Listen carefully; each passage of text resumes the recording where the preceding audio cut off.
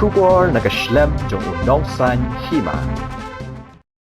Gipulet ka Assam kin setep no menta kasngi ya kamet bakilalit klong ha kasngi ublay na kaway ka klaw kabadan ha tuda langso ya kabalawan tep de gipulet ka West Giant Hills ba ya kabala suba baka de jong I love you talang I love you de wayne ki Henry ungot gibalalat pet na patok ha juway ha ubnay na ilur Henry ha kakatway tere unay lur saungot na kini bagun top you I love you gila syakbom ha upat buhur ha katan syangpung bat kila klat no ha shen Kat ba kibahayi nga sam jo gila ingot kila kam bat shimti ya kamen.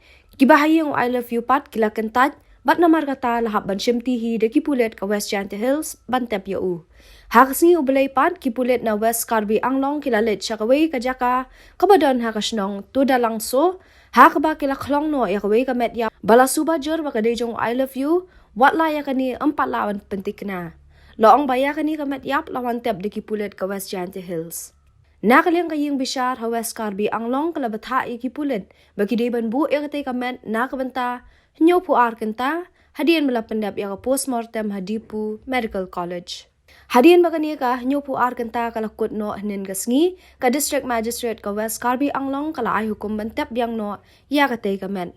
Haga jinya karan unong san himam ta kasngi USP ka West Karbi Anglong Imdad Ali ulay atho baya katay kamet an satep no kaway ni kijaka kabadan hadiphu.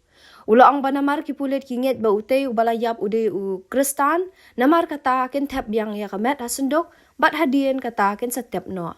Laban ko daw baka jinglay klong kipulit ka West Karbi Anglong ya katay kamet yap kade hadian baka sorkar Assam kalakam baka jaka balatep kadang hap hapo upod usam jong ka Assam.